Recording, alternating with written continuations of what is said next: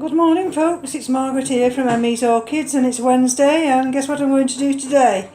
Don't hold your breaths, it's PH and TDS. Oh my goodness, you're all thinking she's at it again.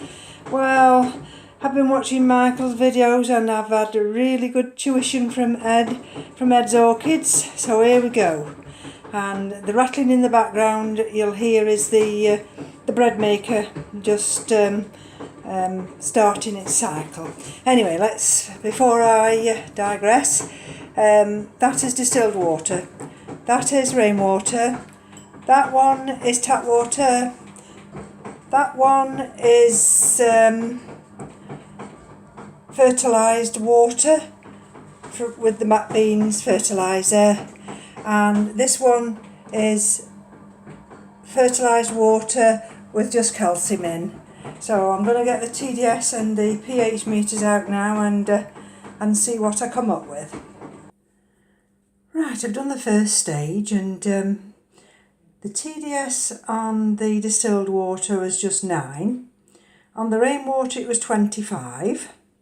The tap water was 83. Now, if I remember, my early readings on the tap water showed it a lot less than that, but anyway, I think 83 must be right.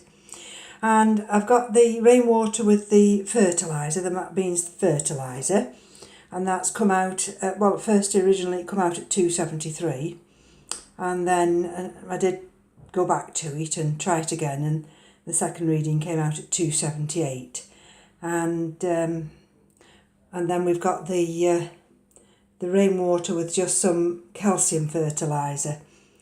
Now, that's the jug, and I didn't put too much fertiliser in there because there is a spoon in with it, but it's for, let me just have a look, see if I can see it.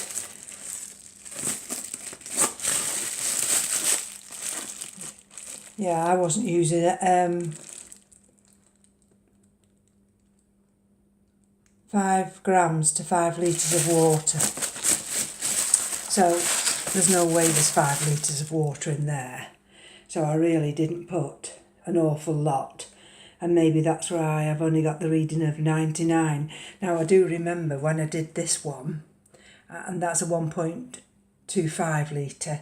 And I think when I was adding the fertiliser in that one, I kind of wobbled a bit, and I think I put a bit too much in there. So that's 278. Now, if I remember what Ed said, he said you're looking for a TDS of really 200. So maybe that one is just a little bit too high there. But I'm going to do the pH readings and just see what they come out at. And then before I fertilise any of my plants, I particularly want to fertilise my big Pastoral Innocence, the Cattleya one, because I'll bring that down, because that actually, you can tell by the leaves, it's desperate for some fertiliser anyway.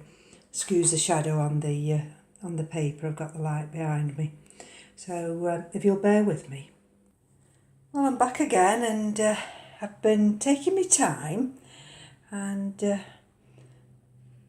I've got these results now. So I'm still in my own shadow, I do apologise. So the distilled water, the pH came out at 6.9, the rainwater 5.89, the tap water 6.26, and the rainwater with the fertiliser from M.E.s came down at 3.51. Now that has completely perplexed me, that has. I've no idea, and actually I've done the test again and it still comes out at 3.51. And then I've got the rainwater with the calcium fertiliser, just a few grains like I say, and that's come out at 5.20. Now if I'm looking at the sweet spot of 5.8, the rainwater without anything is 5.89, and the rainwater with the calcium fertilisers is 5.20, and the pH with just the tap water, that's 6.26, and the one at 3.51 is no good, I think. Now this is where I've got to try and get my head around it, and Ed's been so helpful, but when it throws these anomalies up like this, now, you know, my grey cells, I know that it shouldn't be that, but I don't understand. And so this is why I've not been posting any of these results, because I don't want to come across as completely unintelligent, because I do have a little bit of knowledge, but not scientific knowledge. So I'm not going to use any of these now. I'm going to post this, and I hope my dear friends will come back and suggest what might have gone wrong. So from me to you, I'll see you later. Take care.